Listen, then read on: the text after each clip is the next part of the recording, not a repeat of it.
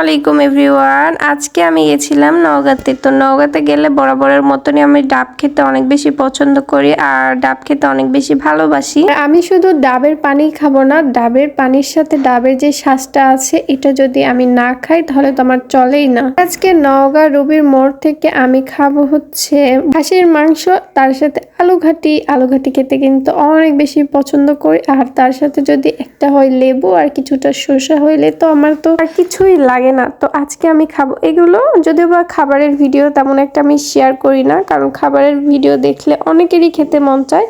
Guys, আপনারা আবার ভাবেন না আমি আবার অনেক বড় লোক মানুষ। আমিও মাঝে মধ্যে অনেকদিন পর পর বাহিরে গেলে একটু ভালো মন্দ খাই, এটুকুই। সেই থাকলে ওই আলু ভর্তা বলেন, ডিম ভাজি বলেন, ওই পটল ডাল, এগুলোই আমিও আমার বাসাতেই খাই। আমার আম্মু আব্বু দাদিরা এগুলোই আমাকে খাওয়ায়। সব থেকে কষ্ট আর দুঃখের মুহূর্ত এটাই যে বৃষ্টিতে একদিন ভিজার পর প্রায় টানা 3 দিন আমার 101 ডিগ্রির উপরে জ্বর। না কিছু খেতে পেরেছি, না বিছনা থেকে উঠতে পেরেছি, না কিছু করতে পেরেছি, মানে একদম আমি পুরো শেষ। আর একটা খুশির সংবাদ, সেটা হচ্ছে আমার ছোট্ট একটা ড্রাগন ফলের গাছে একটা ড্রাগন ফুল এসেছে। যদিও বা ড্রাগন ফুল আসলে কিংবা ড্রাগন ফল ধরার আগ মুহূর্ত কিছু একটা জানি করতে হয়, বাট সেটা আমি জানি না। আপনাদের কারো যদি জানা থাকে তাহলে অবশ্যই আমাকে একটু কমেন্টে জানাবেন। আর তার সাথে ঘাস ফুল কিছুটা লাগানো ছিল, ওগুলোতেও কিন্তু মাশাআল্লাহ অনেক সুন্দরভাবে ফুল ফুটেছিল। তো আমি এখান থেকে মাত্র 2টা ফুল ছিললাম, অনেক কষ্ট হচ্ছিল। তারপরও ভাবলাম যে না, একটু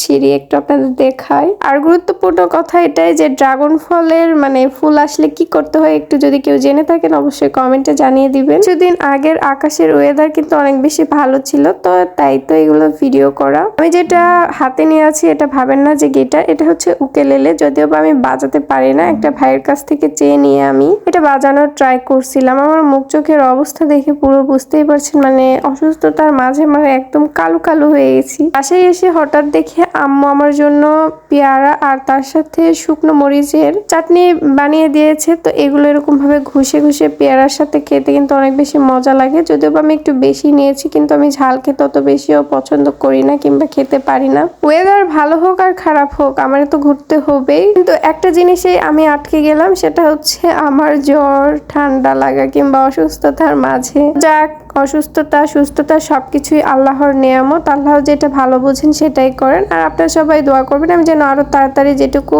সুস্থ আছি কিংবা যেটুকু অসুস্থ আছি আরো যেন ভালোভাবে সুস্থ হয়ে যায়। আর তার সাথে আপনারা ভাবেন না যে এগুলো আজকালকার ভিডিও, এগুলো প্রায় অনেক দিন আগেকার ভিডিও। যদিও বা এডিট করি আমি একটু লেটেই। তো যাক, অনেক কথাই বললাম, আর কথা বলতে পারছি না। তো আপনারা সবাই ভালো থাকবেন, সুস্থ থাকবেন। দেখা হবে নেক্সট ব্লগে। আল্লাহ হাফেজ। ভিডিওটা ভালো লাগলে অবশ্যই সবাই লাইক কমেন্ট শেয়ার করতে ভুলবেন না। Tata, bye bye. পুকুরেতে নামতে গিয়ে আমার তো পুরো বোরখাই ভিজে গেছিল।